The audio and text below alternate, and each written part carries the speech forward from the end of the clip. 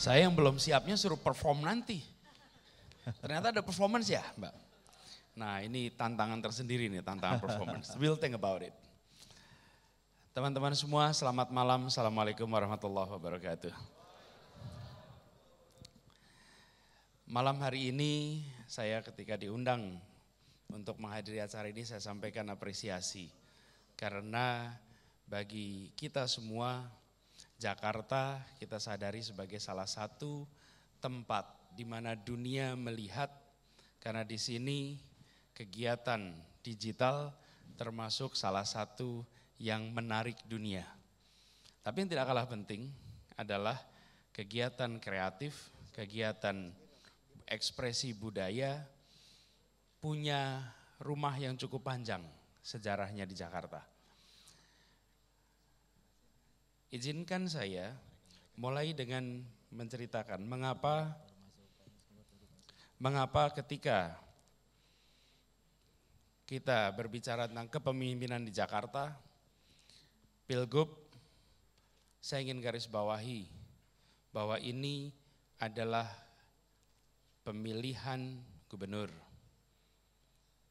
bukan pemilihan program. Kalau ini adalah pemilihan program, sebenarnya tidak usah ganti gubernur, tidak usah pada pemilihan orang. Cukup kita membuat daftar menu program, pilih yang baik, serahkan kepada Pemda untuk menjalankan. Di mana-mana yang namanya pemilihan adalah selalu mengenai orang. Karena itu yang kami ingin tawarkan dalam kesempatan malam hari ini, justru penjelasan yang hampir sulit untuk dijelaskan di banyak tempat. Karena di banyak tempat lain, pertanyaannya selalu adalah apa solusi atas masalah. Di sini saya ingin sampaikan bahwa tentu solusi itu penting, tapi yang tidak kalah penting adalah pendekatan kepemimpinan. Yang di Jakarta adalah pendekatan kepemimpinan yang berbeda. Apa itu? Pendekatan kepemimpinan berbasis gerakan. Movement based leadership. Dan movement based leadership ini sekarang jauh bisa lebih dilakukan dibandingkan beberapa tahun yang lalu, apalagi dekade yang lalu. Mengapa ini bisa dilakukan untuk Jakarta? Apa sih movement based leadership yang ditawarkan? Movement based leadership di sini adalah pemerintah tidak sebagai pihak yang paling tahu atas solusi semua masalah yang ada di kotanya, yang ada di negaranya. Tetapi pemerintah memberikan ruang kepada semua. Ini masalahnya, pemerintah siapkan platformnya dan beri ruang kepada semua untuk terlibat dan menyelesaikan masalah bersama-sama dengan pemerintah. Dulu pendekatannya adalah programatik. Programatik itu artinya ada masalah, warga negara bayarkan pajaknya pada pemerintah, pemerintah selesaikan semua masalahnya, siapkan programnya. Lalu kalau berhasil dipuji, kalau tidak berhasil dikritik. Ini pendekatan programatik. Saya sering analogikan yang programatik itu seperti Ensiklopedia Britannica, yang movement based seperti Wikipedia. Di mana pemerintah menyiapkan platform, tapi semua terlibat. Nah, kenapa saya merasa tawaran ini penting untuk Jakarta? Saya melakukannya di Kemdikbud selama 2 tahun. Terlalu banyak urusan yang tidak mungkin bisa diselesaikan hanya oleh pemerintah sendiri. Tapi justru dengan memberikan ruang pada semua terlibat. Apalagi, waktu itu saya bukan bicara pendidikan saja, justru aspek kebudayaan, aspek seni di mana ruang ekspresi kreasi itu bergerak begitu cepat.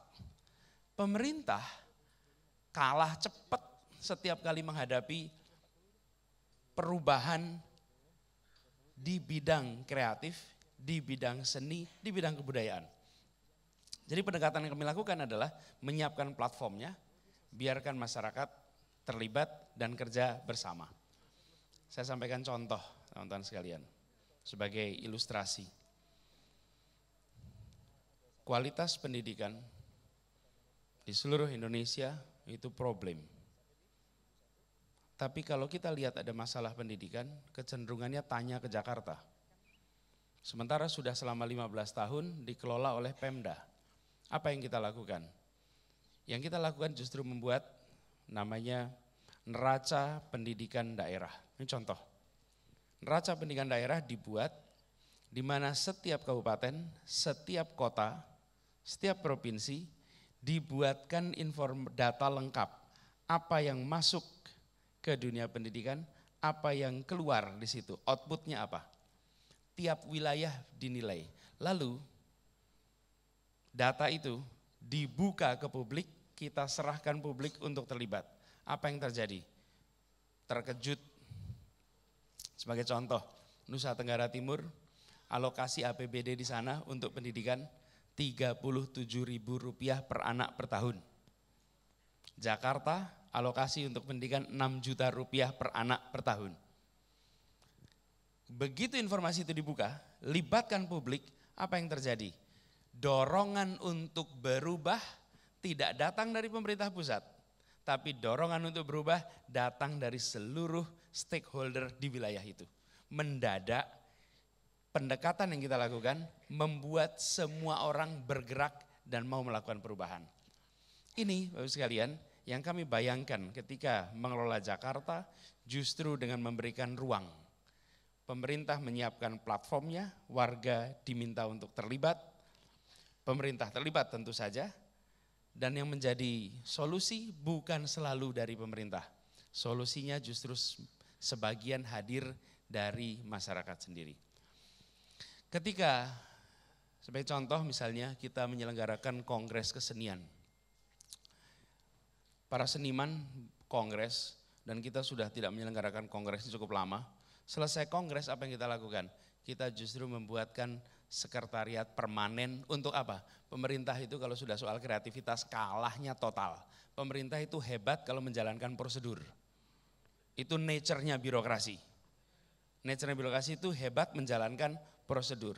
Nature-nya kaum kreatif adalah terobosannya canggih tapi jalanin prosedurnya biasanya parah.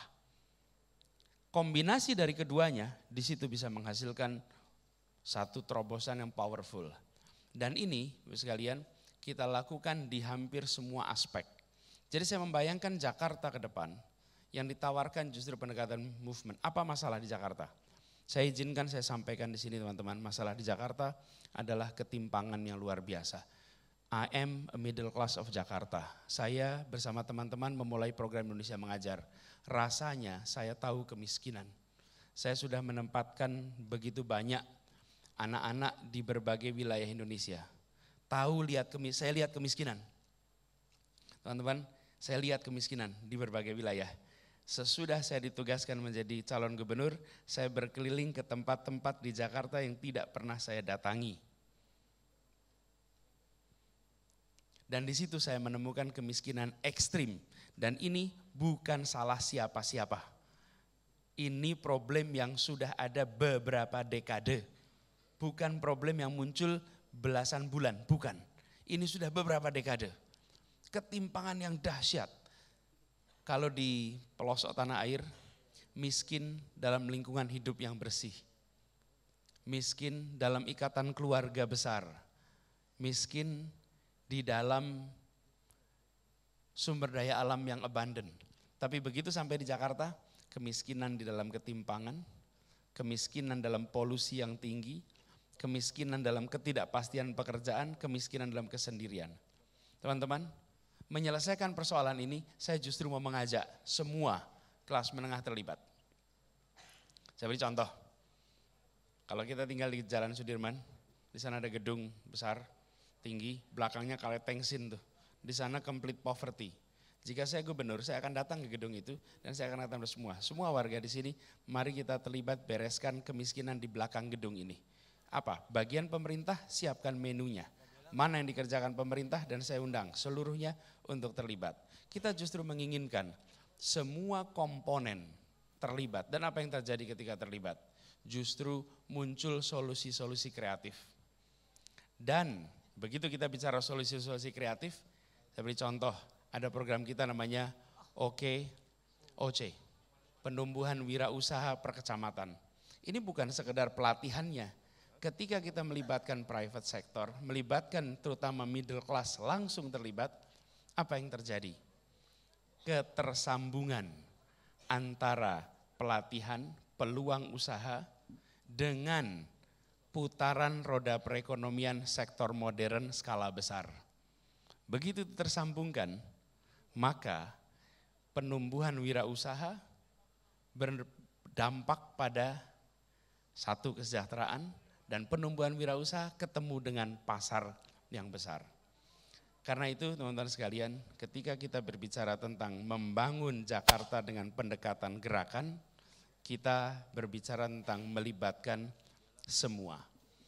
Dan sebagai penutup, sebelum kita berdialog, saya ingin garis bawahi, penumbuhan wirausaha menjadi salah satu prioritas kita. Kenapa ini mendasar? Begitu kita mendorong wirausaha, yang mau didorong sebenarnya satu, penumbuhan soft skill-nya. Begitu soft skill-nya tumbuh, maka technical skill-nya akan mengikuti. Tapi soft skill-nya itu yang dibutuhkan. Leadership-nya, entrepreneurship-nya, kerja keras, kerja tuntas. Begitu itu ditumbuhkan, maka kemampuan untuk menguasai bidang-bidang teknis dengan sendirinya akan dicari. Ini berbeda dengan pendekatan pemerintah biasanya, termasuk di berbagai kementerian. Umumnya melakukan pelatihan aspek teknis, dan ketika kita berpartner dengan yang kecil, aspek teknis. Kalau kita justru tidak, sekali orang memiliki semangat entrepreneurial, sekali seseorang memiliki kemampuan untuk memiliki soft skill yang kuat, dia akan mencari technical skill-nya sendiri dengan jauh lebih mudah. Dan ini teman-teman, bila ini kita lakukan di sektor kreatif, di sektor industri, dan bersamaan dengan usaha untuk empowerment warga Jakarta, insya Allah ini akan membawa perubahan bersama untuk warga Jakarta. Itu sebagai pengantar saya, dengan senang hati menerima pertanyaan dan komentar dari teman-teman semua. Terima kasih.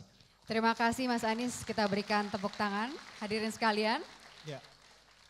Ya, selanjutnya nanti kita akan berikan kesempatan bagi audiens untuk bertanya. Tentu pertanyaannya akan berkisar ya seputar bagaimana menumbuhkan industri kreatif, digital dan juga perfilman dan juga kepemudaan atau youth ya issues di Jakarta.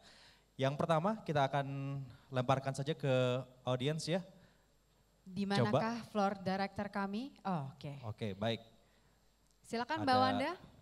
Mbak Wanda mau maju ke depan Hamid. juga boleh. Di sini aja? Di situ aja. Okay. Ntar teman-teman netizen iya. nggak bisa Oke. lihat Mbak Wanda. Iya, mungkin Mbak Wanda boleh ke depan aja.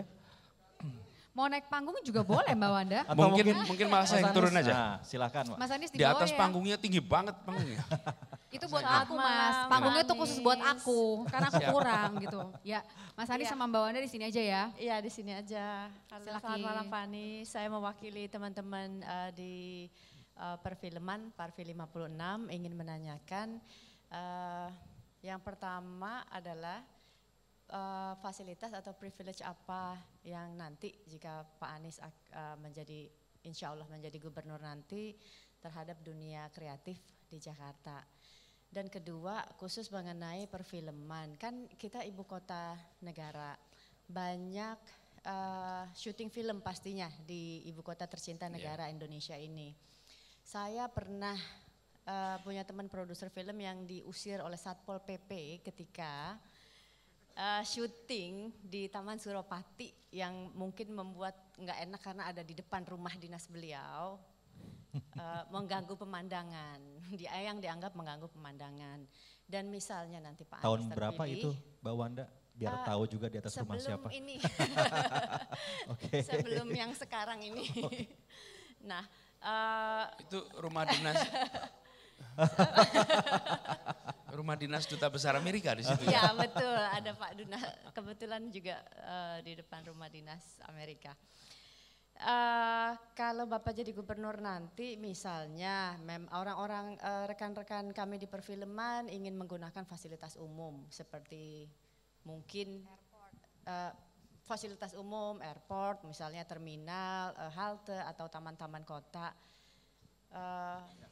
kebayang. seperti apa Kebayang. gitu yang akan Bapak lakukan. Terima kasih. Perizinannya ada atau tidak, berbelit-belit atau welcome. Siap. Ya, terima kasih Pak Anies. Mbak Wanda di Selamat depan malam. aja. Oh, ya, oke. Menemani. Gini Mbak Wanda dan teman-teman semua, kalau menurut saya seluruh ruang di Jakarta adalah ruang ekspresi seni dan budaya. Seluruhnya, karena itu harus dibuka. Dan terus terang saya ini heran betul. Saya itu terus terang heran dengan tidak adanya public space untuk private citizen di Indonesia. Di Indonesia ini secara umum. Bahkan warga biasa nih, jika Anda warga biasa di Jakarta, warga biasa, jangan kelas menengah, warga biasa di bawah nih. Mau nyunatin anak kalau rumahnya di kampung gak punya tempat. Di gang. Sementara kantor-kantor pemerintah Sabtu Minggu kosong kemelompong dan mereka tidak boleh dipakai oleh warganya. Saya ketika saya di Kemdikbud seluruh, dan ini saya sampaikan ya, seluruh kantor Kementerian Pendidikan dan Kebudayaan, saya buat edarannya, di seluruh Indonesia boleh dipakai oleh siapapun selama digunakan untuk kegiatan pendidikan dan kebudayaan at zero cost, nol. Nggak ada Dipakai. retribusi Nggak ada. ya. Bahkan tidak boleh diwajibkan beli cateringnya dari Kemdikbud. Karena kan kadang-kadang gitu gratis ruangannya, terus pengelolanya, tapi ya cateringnya dari kita gitu. Maaf, no way, nggak boleh. Sepenuhnya dipakai. Teman-teman bayangkan, semua orang yang berkarya di bidang kebudayaan, berkarya di bidang pendidikan, mereka itu pasti mengerjakannya karena hati, betul nggak? Pasti mengerjakannya karena hati. Kalau yang lainnya, barangkali mereka mengerjakan karena misalnya untuk bisnis dan lain-lain, which is fine. Tapi ekspresi kebudayaan, ekspresi pendidikan pasti karena panggilan hati. Karena itu kalau saya melihat Jakarta justru harus bisa menjadi ruang yang terbuka untuk kegiatan-kegiatan film, kegiatan seni budaya. Saya membayangkan ya, saya bayangkan nih, sepanjang Sudirman Tamrin itu menjadi selasar panjang untuk certified street artist bisa di tempat itu, sepanjang tempat itu. Karena sekarang ini, dan itu curated itu artinya ada boardnya melakukan kurasi dan Jakarta sekarang ini tidak nampak sebagai kota ekspresi budaya. Nggak nampak. Jakarta dan bukan sekarang aja ya, bertahun-tahun nih. Yang ada adalah pusat-pusat enclave. Di situ ada kegiatan seni budaya. Jadi Mbak Wanda kami malah membayangkan bukan hanya izin dipermudah. Tetapi saya malah mengharapkan kehadirannya bukan insidental. Kehadiran para seniman di Jakarta harus terasa setiap hari sepanjang tahun di Jakarta. Dan saya membayangkan lagi di tempat ini, tidak ada kota lebih bineka dari Jakarta. You name it, gak ada. Gak ada lebih bineka. Tapi pernahkah ada di Jakarta ini Pekan Budaya Batak, Pekan Budaya Maluku, Pekan Budaya Bali, pekan lakukan itu ada 52 minggu setahun. Bila itu dikerjakan rutin, warga Jakarta akan merasakan kebinekaan hadir di kota ini. Seni. Nah, saya percaya kalau sebuah kota itu hidup dan dihidupkannya karena kegiatan seni, maka adab akan meningkat, pasti. Seni itu menumbuhkan rasa, seni itu menghaluskan rasa. Dan ini yang kita harus lakukan di Jakarta. So we'll do it and we'll make it easy untuk Cukup all ya? the permits. Terima kasih. Oke. Terima kasih Pak Anies, selamat malam. Terima kasih Thank Mbak you. Wanda. Terima Kita kasih. catat ya Mbak Wanda. Tapi biasanya ada uang premannya itu Pak, kalau kayak gitu-gitu Pak. Syuting di airport susah banget Pak. Airportnya sekarang milik Pemda Banten. Banten. Oh iya Nanti ya. kita ajak ngobrol Banten lah, kan ada Rano Karno di sana ya. Repot tuh. Berikutnya Oke. silakan Bapak Floor Director memberikan mic-nya.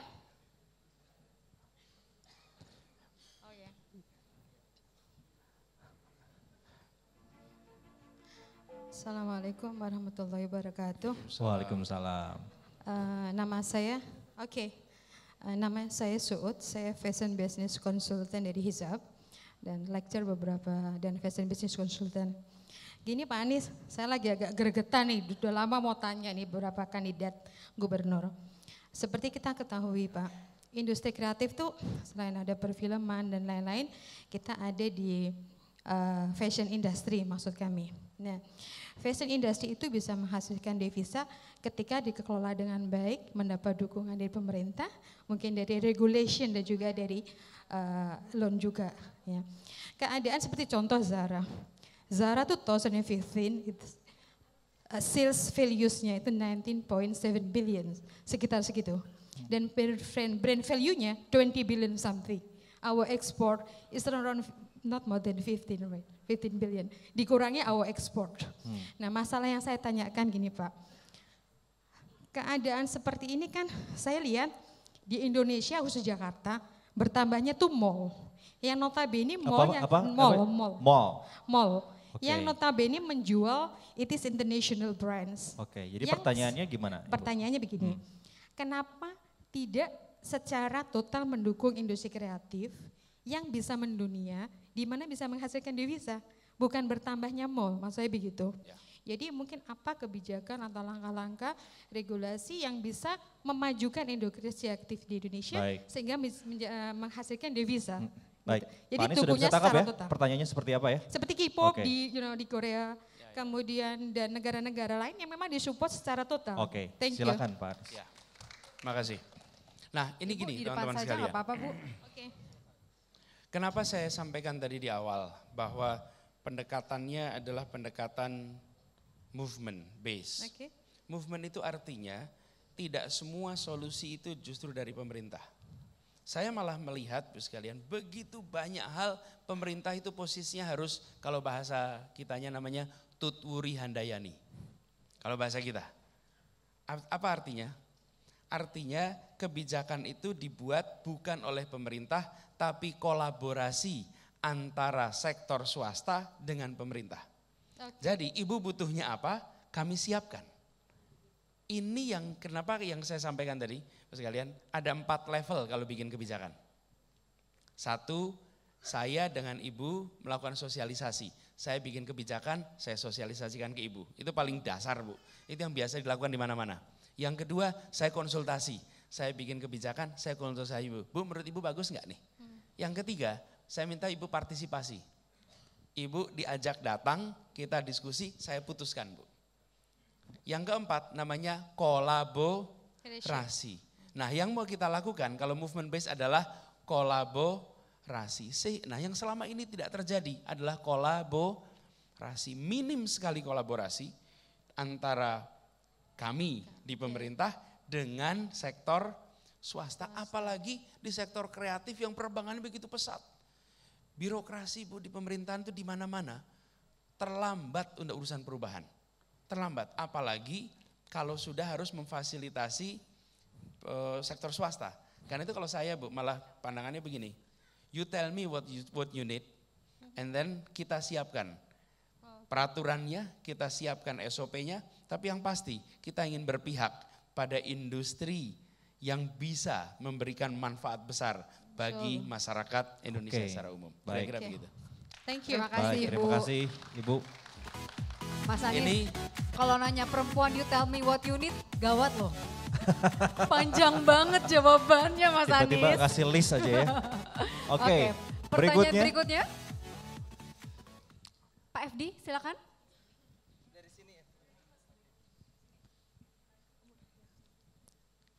Dari sini nanti ke sana. Silakan Mas. Gue buka lapak. Selamat malam Pak Anies. Selamat malam Pak Sandi. Kaosnya cool banget. Pertanyaan saya. Kaosnya cool ditunjukin lu dong kalau gitu boleh Bang Sandi berdiri. Mas Sandi ke depan dong, kasih lihat kaosnya. Mas, perkenalkan diri dulu. Yep, saya COO Bukalapak. Siap. Saya mewakili teman-teman startup dan juga teman-teman Bukalapak. Pengen bertanya tentang apa ya? Startup itu selalu di-encourage untuk mempunyai data-driven mindset.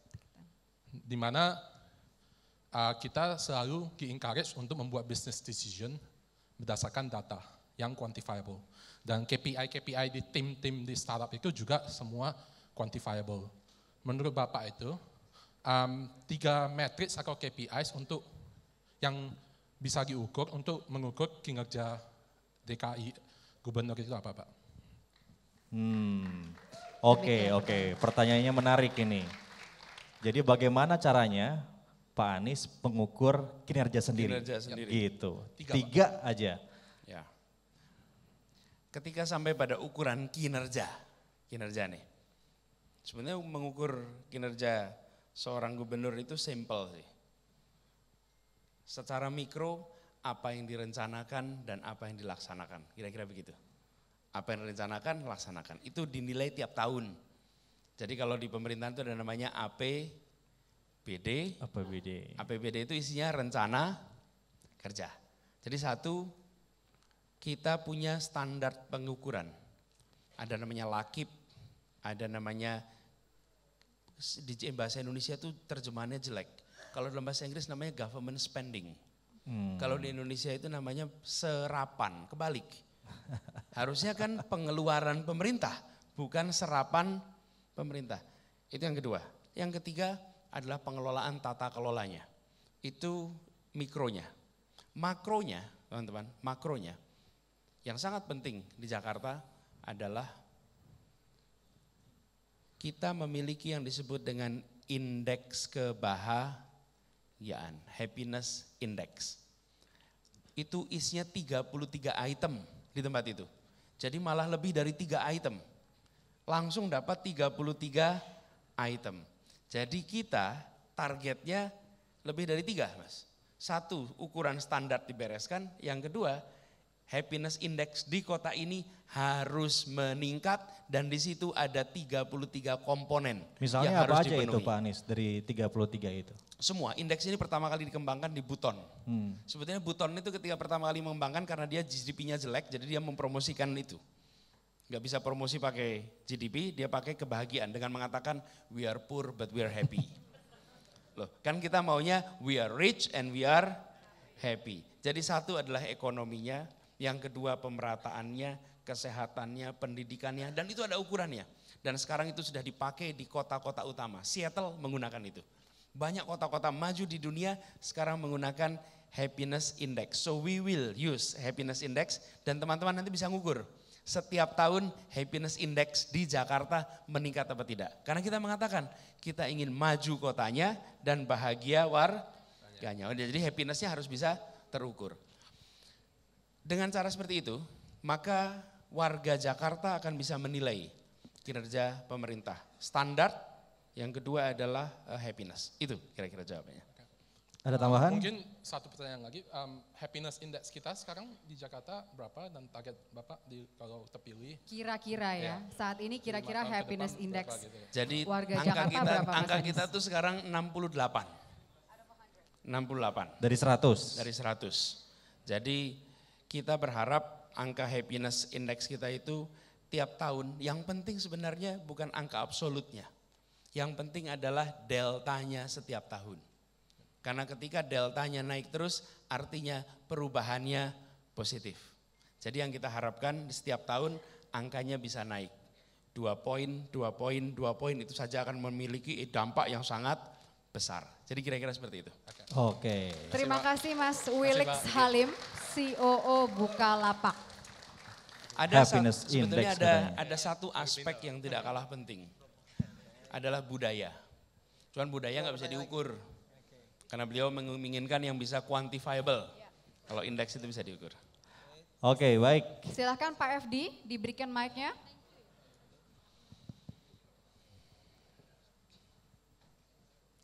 Selamat malam. Silakan Pak Mas Anies. Dwiki. Mas Cuki. Malam Bang Sandi, Boleh agak lebih merapat Mas Duki? Pak Marcela. Salaman dulu. Apa? Lama gak ketemu. Ya, dan selamat malam semuanya.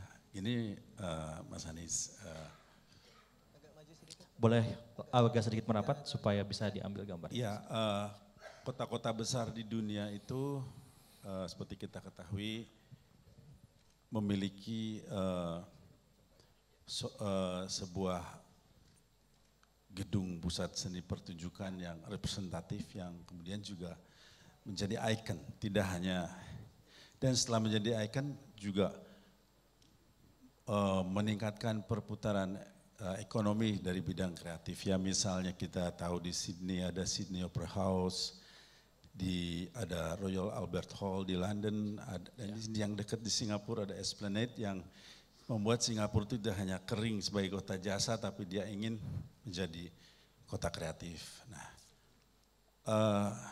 saya ingin bertanya, apabila Pak Anies dan Bang Sandi terpilih menjadi Gubernur DKI, apakah ya memang kita sudah punya Taman Ismail Marzuki yang dulu inisiatif dari Bang Ali, tapi konsert hallnya tuh malah ngadap ke kampung gitu loh, jadi nggak bisa jadi ikon kayaknya ya. Iya, kita Dan kalau lihatnya kebalik kebetulan saya juga chairman dari AMI Awards, penyelenggara AMI Awards yang setiap tahun juga susah ya mencari representatif karena harus menampung banyak, tapi representatif, sehingga kemarin ini dilakukan di Ancol Eco-Vention yang seperti hanggar yang cost-nya tuh sangat besar sekali, menghabiskan miliaran untuk membangun satu event.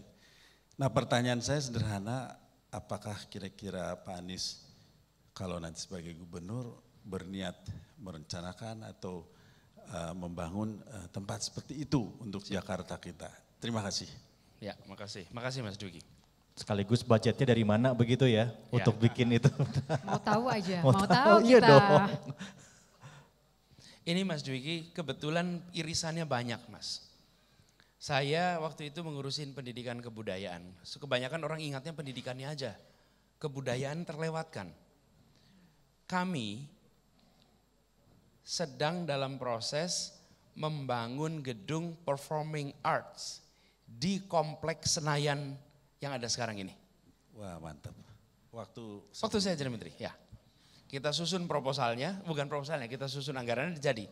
Tahu Bapak Ibu sekalian, saya ini datang ke gedung, ada ruangan tingginya lebih tinggi dari ini. Panjangnya sebesar, Anda bisa lihat nanti lantai 6 itu di gedung A, B, C, gedung C kalau nggak salah, di Kemdikbud. Dan ketika saya masuk, ada 4 lapangan badminton. Terus saya tanya, tempat ini dipakai apa? Dipakai untuk bulu tangkis. Kalau malam hari, sore hari karyawan main bulu tangkis di situ. Tempatnya sebesar itu, kosong luar biasa. Sementara kita saat ini di Jakarta ini tidak punya seperti yang dikatakan oleh Mas Dwiki. Jadi langsung waktu itu saya undang beberapa orang termasuk yang menyusun akustiknya gedung ini, gedung Suhana ini, untuk datang dan merencanakan sebuah performing arts menggantikan ruang kosong yang dipakai badminton itu. Untuk jadi apa? Untuk jadi ruang di mana negara punya ruang bagi ekspresi seni, terutama performing arts. Dan apa yang terjadi? Dijalankan, lalu proyek itu kena budget cut. Di tahun 2016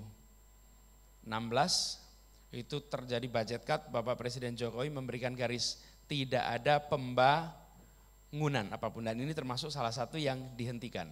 Karena itu saya merasa nanti proyek ini kita tuntaskan pakai APBD di Jakarta. Mantap. Jadi yang saya katakan adalah ini bukan seperti sesuatu yang baru, bukan. Dan Anda bisa lihat gambarnya. Gambarnya sudah ada, sudah hampir ditenderkan. Yang membuat akustik gedung ini yang kita pakai untuk ke sana. Karena ini Suhana Hall salah satu gedung, salah satu ruang yang akustiknya paling bagus nih di Indonesia lah, di Jakarta. Dan kami sempat menghitung biayanya itu yang ditarik di belakang itu. Apa namanya itu? Panggung yang ditarik itu. Anda lihat yang bapak-bapak teman-teman di atas duduk itu. Tribun. Itu kalau dibuka bisa didorong masuk ke dalam tuh. Kami udah studi banding sampai ke situ. Dilihat ongkosnya kemahalan buat pemerintah. Berapa itu waktu itu budgetnya Pak? Yang ini murah karena mereka bagian dari sponsor dari Jepang. Bahannya dari Jepang ini. Yang dipakai duduk ini dari Jepang. They have it cheap karena sekaligus juga berfungsi untuk show. Jadi kalau kita mau beli barang ini harus datang ke Suhana Hall melihat. Ini contohnya nih ada di sini. Tapi harga yang sebenarnya mahal sekali. Jadi kita putuskan kemarin kalau pemerintah punya banyak tenaga kerja untuk masang panggung tanpa harus ditarik ke dalam seperti tempat ini. Tapi poinnya adalah kami sudah pikirkan itu. Bahkan buat teman-teman di perfilman saya ingin sampaikan, kami ini mau invest luar biasa besar di dalam infrastruktur untuk perfilman. Karena hari ini kalau teman-teman buat film, mixing audio harus perginya ke Thailand, betul nggak tuh? Ke Thailand. Dan ongkosnya dahsyat. Karena itu kami dalam proses harusnya 2016 ini tuntas. Sebelum saya dicukupkan tugasnya di sana, salah satu yang mau kita kerjakan adalah menyiapkan seluruh infrastruktur agar industri film di Indonesia tidak harus berbelanja atau tidak harus pergi ke Thailand kalau mereka mau mixing. Itu nanti akan jadi programnya Bapak enggak? Mudah-mudahan mereka tuntaskan, kalau enggak kita ambil di Jakarta aja nanti. Terus yang ketiga, kita mau membangun studio alam dan lokasinya sudah kita lihat di sekitar Sukabumi.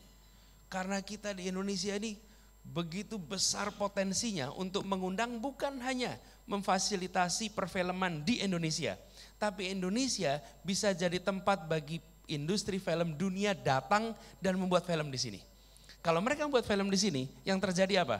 Interaksi dengan sineas lokal, interaksi dengan insan film lokal, dan di situ ada proses transfer of knowledge, networking, dan yang tidak kalah penting membuat Indonesia masuk di dalam radar perfilman dunia. Baik.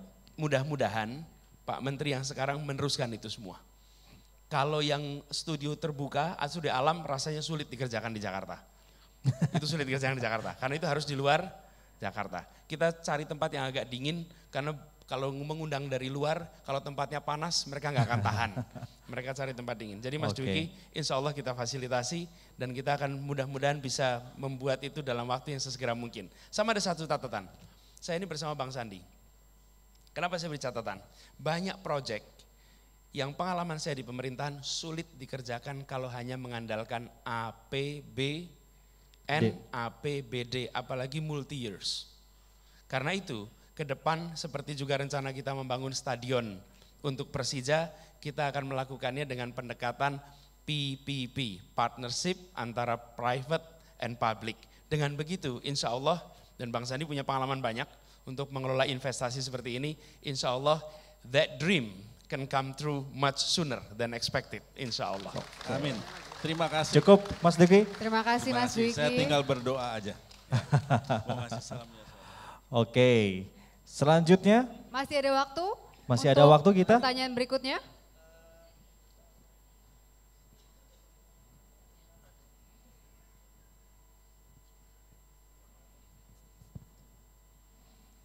Silakan Mbak merapat lebih dekat lagi. Perkenalkan diri dulu boleh ya Mbak. Saya Maria, saya mewakili APROFI, Asosiasi Produsen Film Indonesia. Jadi pertanyaan saya, industri film kan mempunyai kontribusi untuk mendorong daya saing baik nasional dan internasional. Nah, sementara di DKI sendiri pendapatan dari pajak tontonan merupakan pendapatan kedua terbesar dari pajak hiburan untuk Pemda DKI Jakarta. Nah, ini dikarenakan karena konsentrasi dari pelaku sektor film memang didominasi dilakukan oleh Jakarta. 34% bioskop letaknya ada di DKI Jakarta. Nah, yang ingin saya tanyakan bagaimana perencanaan Pemda DKI dalam menggunakan hasil penerimaan pajak tontonan ini guna semakin mendorong kreativitas di bidang perfilman Indonesia. Ya. Oke. Baik, pertama begini, begitu sampai pada mendorong pertumbuhan kreativitas. Begitu ya kira-kira. Industri kreatif. Jadi pada begitu dasarnya ya? agar pajak tontonan ini kembali ke Masyarakat industri kreatif film. lagi. Iya. Ya. Begitu kita bicara tentang mengembalikan, maka mengembalikan siapa? Kepada insannya. Nomor satu. Karena itu saya melihat salah satu komponen terpenting bagi kita di Jakarta adalah menjadikan Jakarta tempat penumbuhan generasi baru insan kreatif. Baik itu perfilman maupun dunia seni yang lain. Jadi saya membayangkan satu, SMK. SMK di Jakarta, sekolah kejuruan untuk yang terkait dengan perfilman di Jakarta ini masih minim. Kita ingin buat itu sehingga muncul generasi baru. Lalu yang kedua, bagi insan perfilman dan juga insan-insan yang lain, kesempatan untuk belajar dan kesempatan untuk mengundang. Jadi kesempatan belajar mengundang, Anda bisa mengundang siapa saja untuk datang ke Jakarta dan lalu di Jakarta bekerja bersama. Saya melihat pentingnya menumbuhkan interaksi dialog antara mereka yang sudah bermain di level dunia dengan mereka yang bermain di level nasional dan lokal. Sehingga standar kita makin hari makin meningkat. Kemudian yang kedua, pembuatan tempat-tempat seperti yang tadi kita diskusikan, mau tidak mau akan menggunakan sebagian dana APBD. Dana APBD itu pajak tontonan kita termasuk salah satu masukan yang cukup besar di Jakarta. Itu bisa dimasukkan ke sana. Lalu yang ketiga, yang keempat, saya malah berharap dari teman-teman berikan kita menu kebutuhan yang sesuai dengan kebutuhan 5 tahun ke depan, 10 tahun ke depan. Sehingga kita bisa menyiapkan programnya sesuai dengan apa yang diharapkan. Karena kalau berharap hanya pemerintah saja yang merumuskan, nanti seperti ensiklopedia Britannica itu, kita semua yang merumuskan. Kalau kita tidak, kira-kiranya kebutuhannya apa, siapkan di situ dan kita bisa ajak bukan hanya private sector, tapi juga civil society untuk terlibat dan membantu. Kalau salah satu tulisan dari kami adalah mungkin adanya suatu dana film DKI Jakarta. Endowment Fund ya? Ya, jadi bisa untuk membiayai film-film independen sehingga lebih menjamin kesinambungan pilihan-pilihan film di Indonesia, di DKI Jakarta, dan juga mungkin adanya festival film yang berskala internasional diadakan di Jakarta International Film Sama, Festival yang lebih betul. Yang lebih itu signifikan. endowment fund untuk film itu menarik. Pernah kita diskusikan juga, coba kita bisa kerjakan sebenarnya bisa level nasional. Bisa juga level Jakarta. Karena begitu endowment fund ini jangan sampai yang berhak mendapatkan endowment fund kan banyak sekali. Sekarang tumbuh anak-anak yang memproduksi indie, ada yang di Jogja, ada yang di Bandung. Jangan sampai mereka nggak bisa mendapatkan akses itu. Sebenarnya bisa didorong di level nasional. Kalau di level sini malah saya melihat insentif pengurangan pajak bagi film-film hasil karya anak-anak bangsa. Ketika mereka diputar di Jakarta, maka pemerintah Jakarta bisa mengurangi pajaknya khusus untuk film-film nasional. Yang berbeda dengan film-film yang kita import dari luar. Jadi ada peluang bagi teman-teman yang bergerak untuk merasakan manfaat lebih besar dari pemutaran di Jakarta. Gitu ya. Terima kasih Mbak Maria. Terima kasih Mas Anies untuk jawabannya. Masih ada kesempatan untuk satu pertanyaan lagi. Ya. Oke. Jadi sebenarnya pelaku industri film kangen Jakarta International Film Festival kayaknya Mas. Dari tadi itu diomongin terus ya. Iya ya. Iya. Kapan terakhir itu? We'll do it again. Silakan Mas, perkenalkan dirinya dulu. Selamat malam Pak Anies. Nama saya Ihsan. Saya co-founder dari salah satu startup, nama startup kami eFishery. Jadi kita adalah teknologi partner buat para petani dan pembudidaya ikan. Tadi Pak Anies cerita tentang pentingnya movement, kemudian cerita tentang ketimpangan. Kebetulan startup kami juga sangat impact oriented dan concern di sektor pertanian dan perikanan untuk membantu mereka supaya lebih prospektif dan profitable. Nah, pertanyaan saya kepada Pak Anies, kita percaya bahwa pembangunan kan butuh pilar-pilar tadi, kontribusi sektor swasta, pemerintah dan segala macamnya. Kami sih ngebantu dari sisi apa yang kita bisa. Nah, salah satu kejadian yang menurut saya menarik di dunia pertanian atau perikanan itu terkait dengan negative list di sektor perikanan misalnya. Jadi ada salah satu klien kami yang menarik ya, dia sebenarnya punya aset fisik yang cukup baik. Kolateralnya dia ada, tapi ketika dia mau melakukan peminjaman ke financial institution, ditolak Pak. Karena kan katanya ini sektornya, ya karena sektornya yang dia garap di perikanan.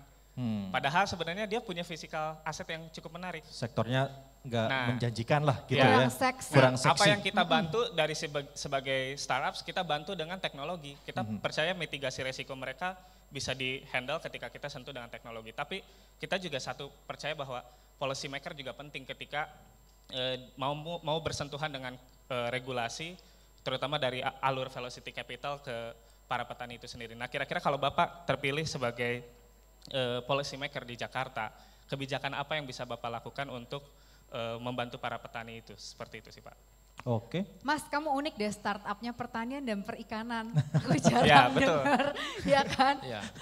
Nanti saya akan minta Bang Seni untuk memberikan komentar Mas sedikit. Andi silakan maju, boleh kok. Yuk. Langsung aja dulu. Ya. Terima kasih dan saya udah ngikutin e-fishery dan congratulations, keren Iya, banget. terima kasih. Kita punya e-commerce dan value itu tadi saya cek sama Zaki itu tahun ini kalau di agregat tuh 400 sampai 500 triliun. Dan ini bertumbuh terus, bertumbuhnya 19% dan salah satu yang menjadi kendala buat kami itu adalah penciptaan lapangan kerjanya. Salah satu kenapa Mas Anies dan saya itu fokus di industri digital karena UKM yang mengadopsi digital dan solusi-solusi teknologi ternyata 1,5 kali lipat lebih memungkinkan untuk menyerap lapangan pekerjaan. Nah, kita melihat bahwa satu lagi permasalahan adalah biaya hidup yang tinggi.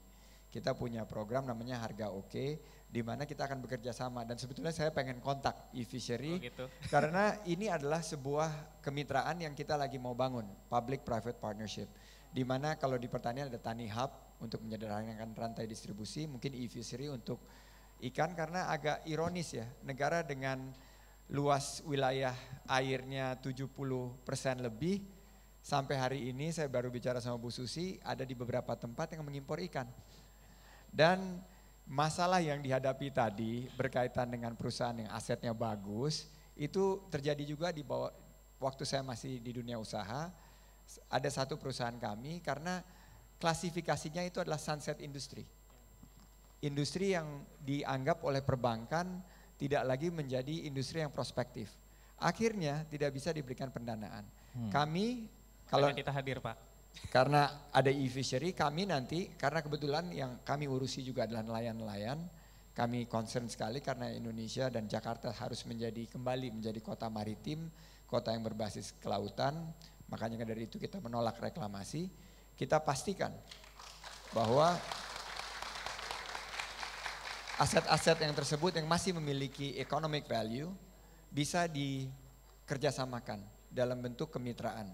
Kalau misalnya nantinya itu prospeknya bagus dan ada dampaknya kepada UMKM khususnya kepada nelayan, pasti akan kami bantu dengan regulasinya. Oke. Terima kasih. Saya terusin dikit ya. Boleh, silakan. Justru kami melihat ini sebagai contoh. Saya tadi mau memberikan contoh juga seperti Bukalapak sebenarnya.